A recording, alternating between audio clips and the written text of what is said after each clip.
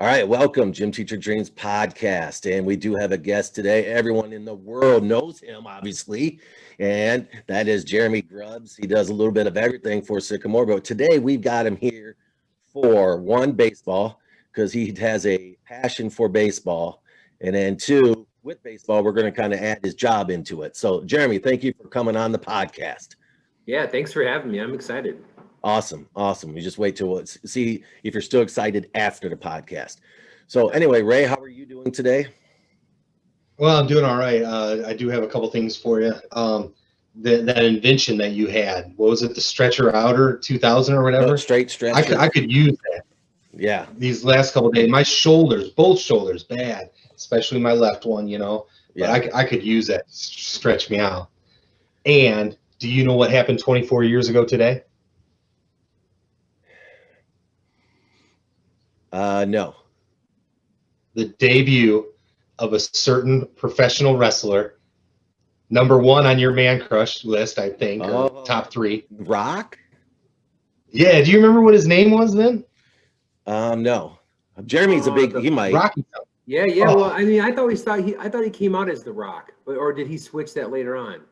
It was Rocky something like Matavia or something like that. Rocky Matavia, Rocky. Yeah, Rocky. And then I'm guessing He had more of a girly kind of, not a girly, but more of like a Hawaiian swaggish kind of deal. Yeah. Yeah. I do remember that. His hair and his outfit, I'm on the same wavelength as you. I would never call The Rock more girly, but similar wavelength.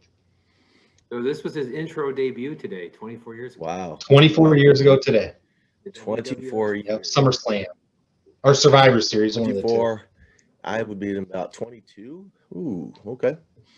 Anyway, so Rock's my number one man crush. I'd love to do a podcast about your favorite wrestlers of all time, because I could talk about wrestling. Ooh, we'll have you on. I'll be honest with you, okay? I reached out. Should I say this online? Why not? I reached out to a score person, and I thought that if he said yes to the podcast, we would do this fantasy draft and create using wrestling guys to create, once again, a battle, battle team. So whatever. But he hasn't responded back yet. So still waiting. All right. So first thing, Jeremy, I know that, you've been busy. Grubbs for 2024 presidency is already started in my house. I am okay. So that's ready. His wife, ran for an office, county clerk, circuit clerk, right? You may be aware of county clerk. Yeah. And she won. I didn't see the results. She won? Yeah. She did awesome. Well. Did you play the song? All they do is win, no matter what? We get a little closer to her, I will, but yeah, we will. When we have the party, when we can ever get together again. So we're delaying the party here. At least I am, anyway, until we can get together. We're going to have a huge party in the spring. I've been telling everybody, because we couldn't celebrate that night other than just kind of sitting around our table and listening to the radio, whatever. But we're going to have a big party this spring. I told everyone's going to be, I'm basically inviting all of DeKalb County out to my mom's house for a pig roast and a big concert. So, yeah. And are you going to have Snoop Dogg there like they did at Old School? Well, we're not going to have Snoop Dogg, but green hat. Yeah, right. So my mom's husband plays in the band The Relics, so he's agreed to play some 50s and 60s rock and roll tunes, and they got a little stage out there. It's like 2 acres. We're gonna have a big roast, and I just said, anybody who voted for my wife, you're invited. So I think that's like 40,000 people. I'm in a different county. Not cool. Right. I'm not invited because I live in a different county. You could do the absentee ballot. You could do the provisional ballot. You're in. You're coming. Hey, if you need some entertainment throughout the time, I know a group that before was, a podcast that was going to try to reach out to entertainment before COVID hit. Trivia, music, all kinds of games. I'm just saying. Let me know if you need someone. Okay. Yeah. It's gonna be a big party. All right. Yes. I can't wait. Hopefully we get there. Right. The world doesn't end before then. That's right. Pick while you find your papers. I'm just gonna drop a line from my favorite movie, Old School, and you were asking about the entertainment. Mr. Grubbs is worth $4 million that the government knows about, when the lights go down, you just make sure you're close to the stage, okay? I know the reference. All right. So before we get into our baseball swing, okay, what you watching? It's one of our token questions that we always try to ask if we remember is what you watching. Got anything you're watching now that you have a little more time? Well, so I was watching baseball I loved watching the World Series this year. It seems like it had this special flair to it because everyone talked about it was a sprint rather than a marathon this year. And probably, if it's not a team that I normally root for, it'd be tough to watch like the Dodgers and who was the Dodgers and the Rays, yeah. Rays this year. I couldn't get enough of it. I just kind of hung on every single pitch like it was either the Sox or Cubs playing. So I love that. And not watching much anything else. I mean, since the campaign's been over, we're still kind of doing the tail end of stuff that, you don't thank yous and whatnot. So you have a couple weeks yet before you can, Yeah. Well, I would say how many miles do you think you guys walked? Do you guys keep track of it? I wish we would have kept track. I mean, For sure. we walked from Fairdale down to Sandwich and Samak. We were out for 4 months walking pretty consistently. So probably tens of thousands of steps, hundreds of thousands of steps. Oh, you know what? Speaking of what I'm watching though, I was watching, so last 2 weeks I've been watching a Netflix series called The Barbarian. I just started that. It's good. It's really good. Yep. Yeah. I think we're a couple. I don't remember how many, but yes, that's my kind of show. Ray's not into the that kind of show. Not as much. And I watched Troy again here. I had some couple hours, and so I watched Troy again. Troy. So, yeah. Love Troy. I'm into the kind of that Greek old mythology kind of Greek and Roman and all Roman. that. Yep, love that. Have you seen Marco Polo? If not, no. Marco Polo was only like 2 seasons, but it was really good. That's another Netflix one. Yes. Yeah. So you might want to check that. All right. Did you check your sources, Ray? Anything happening here before we get going? Nope. I was checking The Barbarian. See if Okay. I'd be interested. It looks like a movie that you would like, or a television series. Yes, sir. It's got good reviews too. Oh, look at this. All right. So one of the things with, once again, I coach with Coach Grubbs. This coming up, I renew my contract for 1 year worth $2.50. And yeah, I know it. And one thing I know that top of his list is faith and family, just like you, Raymond. And then after that, he has a passion for baseball, and then of course his job behind it. So I think those are probably 4 of your most important things. That's it. Yes. Very accurate. Good assessment. Yes. And so, we've spent some time with, a professional that, works with some high level guys. And so we've talked about baseball swings and kind of where they are and and I learned a lot from this guy. I don't know if, once again, Coach Ryan over there at Schallenberg, he does a great job of, what is it again? I always forget the name. Fastball USA. Sorry.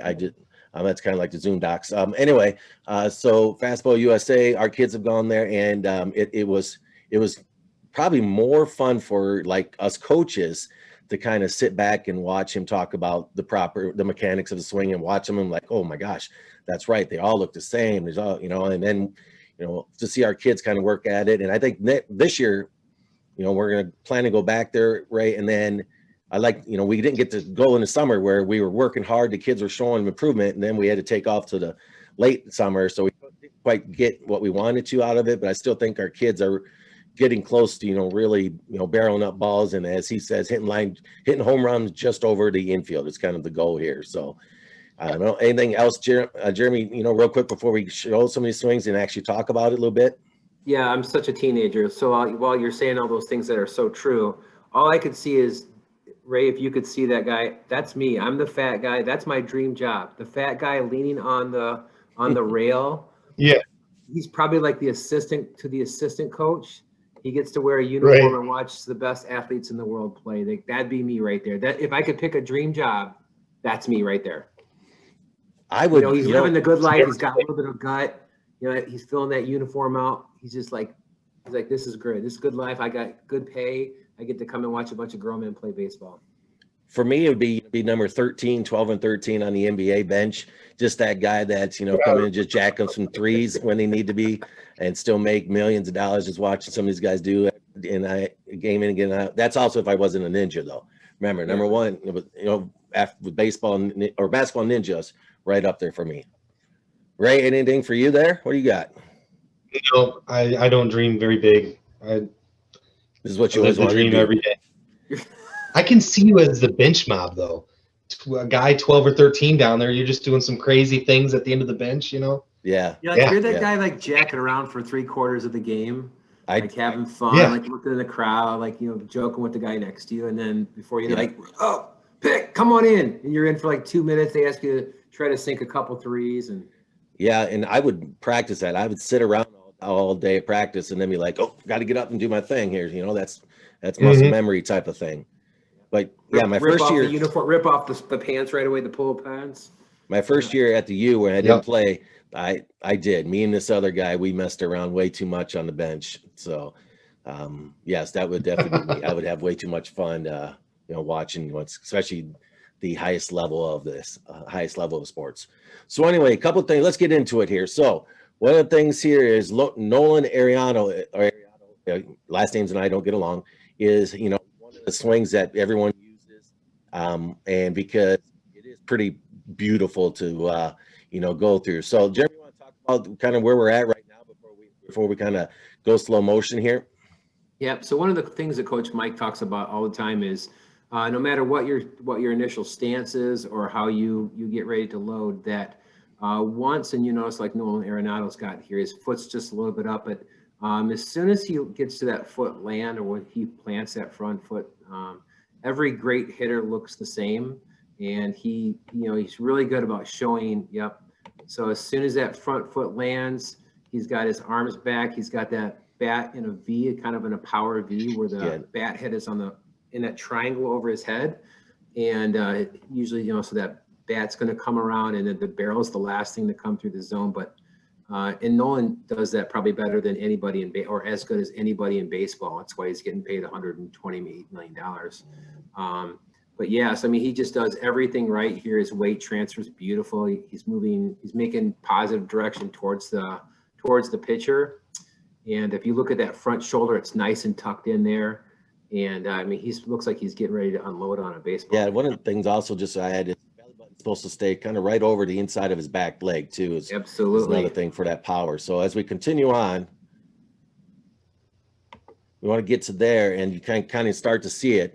He's keeping that inside, that hip or that elbow going right to that hip as he kind of extend into the ball.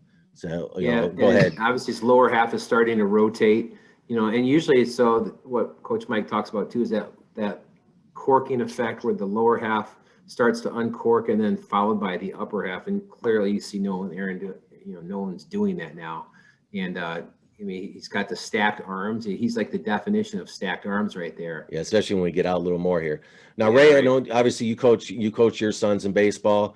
One of the things that we have trouble with our kids is they open up too soon. You could see that he's starting to rotate, but a lot of times our guys are open up too soon, and their head kind of flails a little bit, and everything that goes with that. What do you notice as you work on your kids in youth baseball? About opening up, or just about the hitting in general? What do you see as the kids have played, or even the opponents? I think a bunch of people do open up too soon. By the way, I was not prompted on any of this to give it any thought. It's been a month or so disconnected from the season. I wish I could have gone through film or whatever, but timing is a big issue for us. Jonathan and William are a few years apart, but I see the same thing at both levels where I think it's a mindset that you have to get the kids into, is they're not prepared to swing until they think or know that it's a strike. Okay, so for me, it's philosophical, and I watched a video many years ago where this dude was teaching yes, yes, no. You're thinking while you're preparing in the dugout, while you're on the on-deck circle, while you're in the batter's box, you're thinking this pitch is going to be a strike. Before it is even delivered, it's a mindset to help with the timing. I know this is kind of going a different direction than what the not at original all. question was. No, it's actually right on. Yeah. Okay, I mean, so you're trying to teach these kids, because if the ball is even a third of the way to the plate when you decide it's a strike, I want to swing, in my mind, it's too late. You know, the Nolan Arenado, as a right-handed hitter, the best he's going to do is hit a ball down the first base line, right? You know, even him at his level, although he's seeing probably a 98-mile-an-hour fastball coming, you know, he's not going to be on that pitch, and he's certainly not going to pull it. So timing, I think, is a big thing that I see at my level. You know, at the very, very beginning of even this Nolan Arenado swing, you were talking about his foot was up a little bit, and then I was watching his foot and his stride. I also see people who, in my opinion, they take too much of a stride, which throws off their timing. So I was going to interject earlier and ask, where are you guys? You know, you guys talk about how all of the great hitters look the same, you know, at a certain point. You know, the stride, everybody does it a little bit different. Some people are foot up, foot down. Nolan Arenado, he stepped, I don't know, I'm going to say about 8 inches or something like that. Where are you guys at on the stride? I think it's just dependent on the hitter and their style. You know, two of the guys that Coach Mike points out a lot, you go back and look at, you know, Miguel Cabrera has basically no stride. He's just a rotational hitter. So his loading it doesn't really consist of a foot plant or step. But then you look at a guy like Mike Trout, you know, huge, and Mike Trout and Bryce Harper, huge step, you know, big, kind of lifting that front leg as a timing mechanism. So I think it just depends on what your style ends up being, but you know, whatever works for you. But timing is a big thing. So, And like, just say real quick, maybe I'll answer, Craig, but what the key is, when that foot is down, he's in that's where everyone, good hitters are in, is when that foot gets down, the hands are back. That's the position where all the good hitters end up being in. And however they get there is how they get there. Yeah. At what point do you start to coach? Is it, you know, kid is not having success, you know, so you try and talk about changing it a little bit? And similarly, I mean, these are different things, but I think it's a similar question. You hear all the time, because we're dealing with similar age level kids, is arm up, elbow down. Now, I'm not an elbow up guy. You know, when I was young, when I was in middle school, everybody said elbow up. But now it's frustrating for me, you know, when other people are trying to coach your kid, right? And that's the one thing they want to change. Well, you got to get your elbow up. You got to get your elbow up. Now, I see Nolan Arenado here has his elbow up, but I mean, it's like 50-50.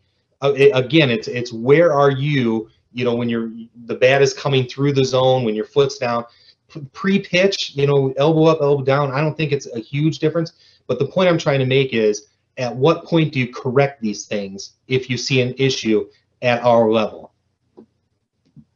Well, what I would say there too is, so, I mean, as Nolan Arenado does it almost perfectly, I think that when you see that elbow up, it's on plane with the shoulder, what it does is it gets the bat at the proper angle, so that when you get to foot plant, it puts him in an attack angle.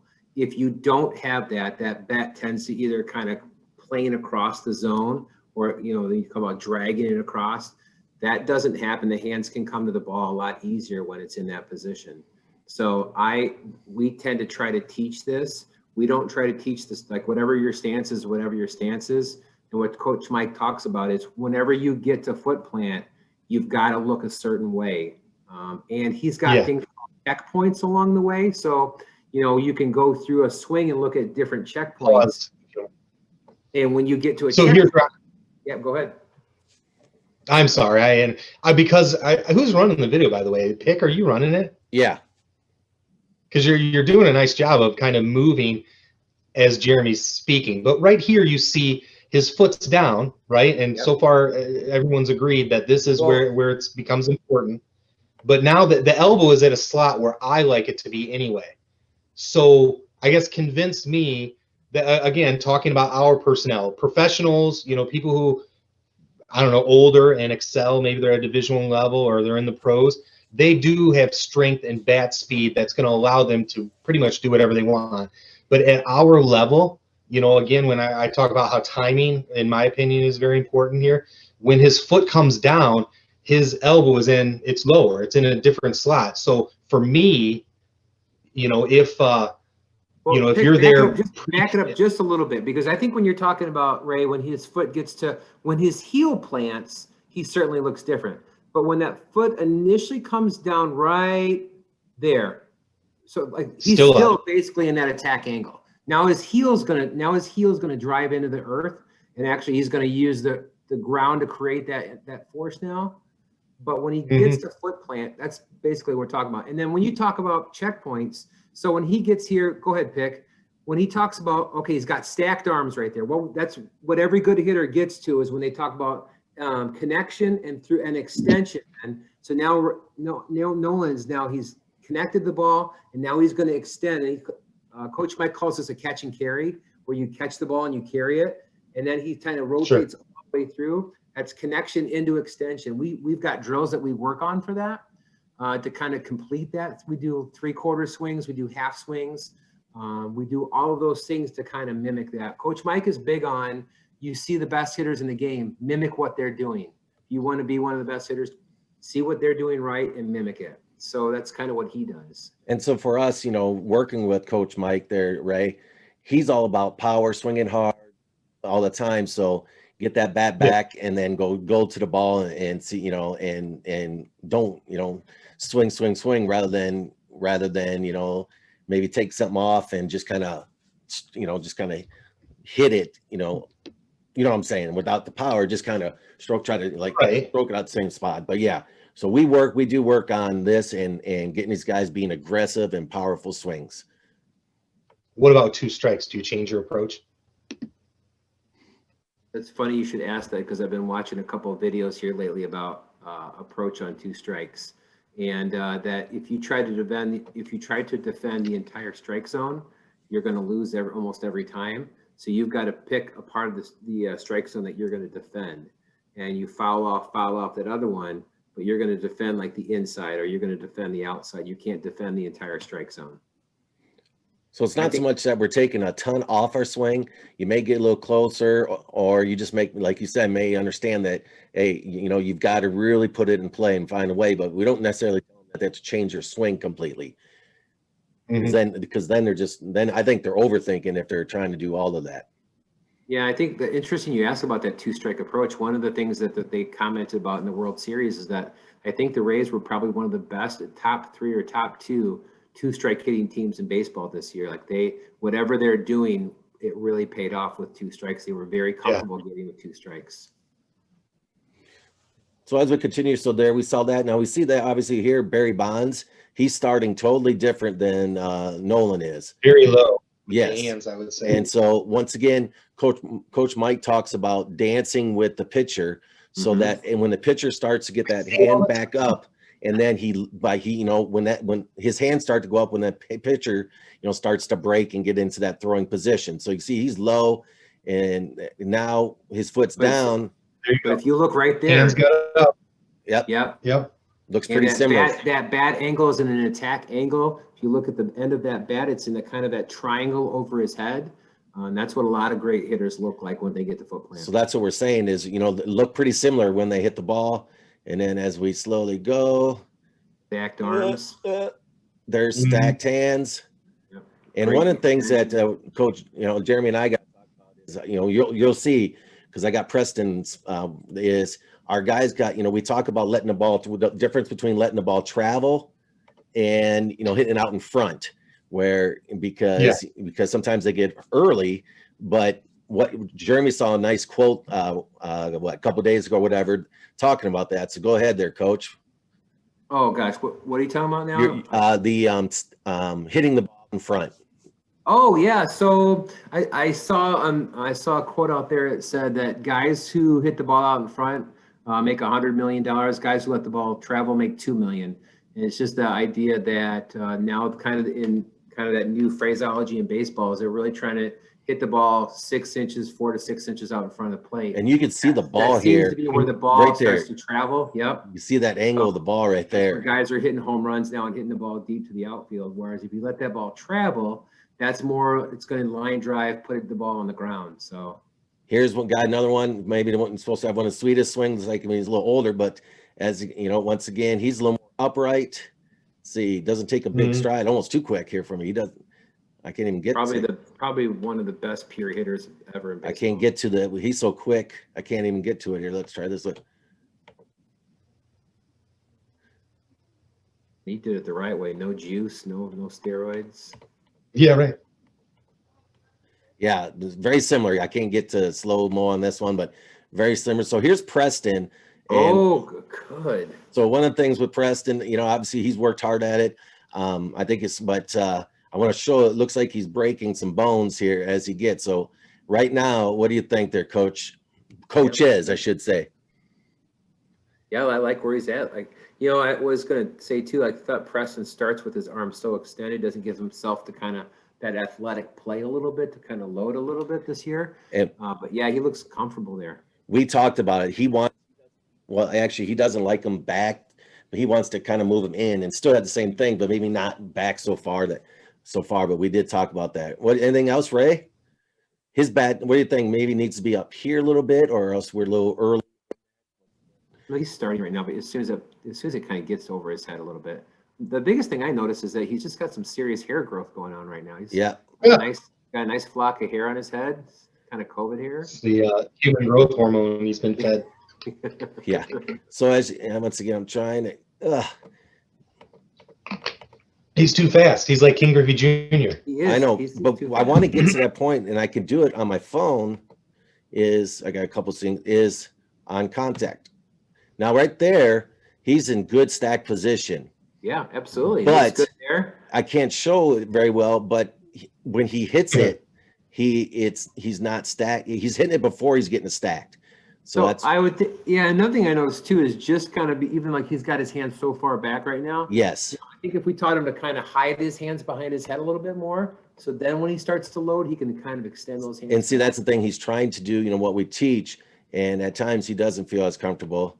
Yeah, he's almost He's alternating right now. So he's alternating between getting them, now they're a little closer, you know, so all right, Coach.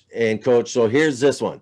Let's check out what's in Soriano's. Is it Soriano? Serrano. Pedro Serrano. Yeah, his swing. See what you think here.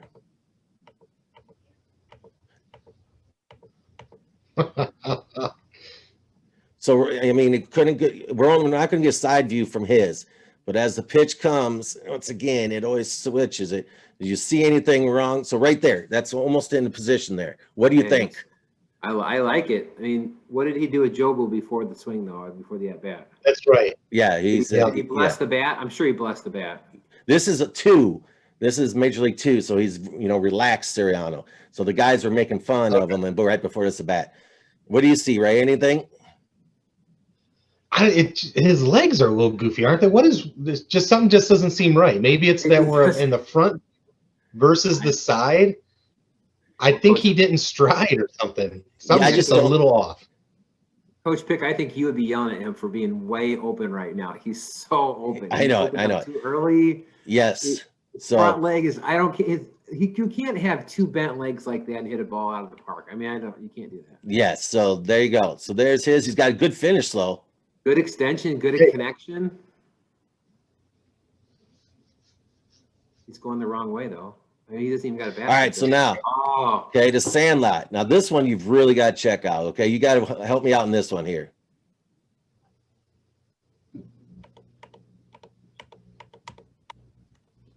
Oh, went too past. It was way over.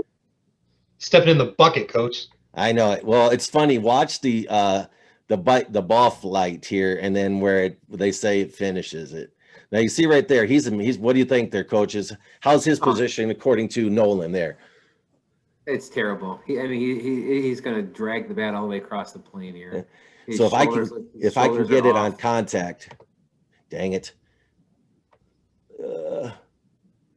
It's a lot easier. All right. Anyway, I can't. Anyway, trust me, the ball looks like it's going behind him. You have to watch the movie and slow yourself. The ball's going like it's a foul ball behind him to the right, and it ends up, him hitting it to left center for a homer. So collectively, like I've probably watched that movie 30 times, and I've probably watched this movie 50 times. So this dude here, oh, Ready that they could, once again, not side view, but he looks like he's okay on his swing. What do you think right there, guys?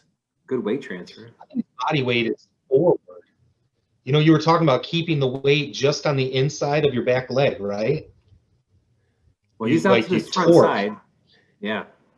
Yeah, not bad. You know, like Coach Ryan once again talks about when even giving that back foot, getting up in the air. If you watch Bryce Harper from the side, that foot actually gets up in the air and moves because he's getting that momentum. I forget what it's called because it's been a long time. So this guy's actually pretty good. I bet he's a minor league player or something that, you know, that played on this one. He missed that pitch. Yes. So there's just a couple extra swings there to see there. And if I could have put a ton more, but anyway. It was a nice selection of hitters and movies and genres. I know I tried to get a couple more movies, but yeah, I tried to get my own swing on, but I couldn't get it off my phone. See if you guys could check that out. But anyway, you know, once again, I think different philosophies of hitting. And I think, you know, you talk about in the Major League Baseball, it's all about the velocity, the exit velocity, and then the launch angle. That's, you know, those are the two things that they want. You know, not so many people want ground balls in the Major League Baseball anymore. Right. Well, that's the danger with baseball right now. It's becoming a three outcome kind of, you know, it's either a walk, a home run, or a strikeout. And I don't know if that's good for fans or not. I mean, it creates small moments of excitement, but there's large periods of time where sometimes there's not a lot going on other than pitchers duels, you know. So just like a lot of things, I'm in the middle. You know, I like a good 0-2 guy, you know, 0-2 runner on third, one out, and just kind of shoots it the right field, you know, deep enough for the guy to score, or a ground ball when they're back. But you know, that's not kind of where times are now in baseball. See a lot of as much because they give up an out, you know. So there's a big change in baseball, whether good or bad. That's kind of where we're at. Well, there's things that they're going to have to do to kind of keep this game relevant for young people too, because we don't have, you know, long time periods of extra where we pay attention. You know, we can't pay attention for that long anymore. And you know, the thing with football is, you know, there's a lot of movement, there's a lot of action going on, and especially with basketball, it doesn't happen in baseball. You know, these power pitchers now, it's creating a very hard environment to create base hits and doubles and, you know, steals. And that's I saw something that said that you have 0.4 second on a 90 mile per for it to come through from the pitcher to the catcher's glove, and you have 1.15 of a second to decide if it's a strike and where it's going to hit the ball. I mean, that's crazy, you know, for being able to do that. All right, well, you know what, we're about out of time for this one because this podcast has not made enough money yet to get the upgrade to pro on ours. So this has been Gym Teacher Dreams, little talking, little baseball, little baseball swing. And so thank you, Coach Grubbs. Ray, what do you think? I'm ready for part 2. All right. Well, part two. Yep, stick around for part 2. Fantasy league or fantasy draft time. I'll send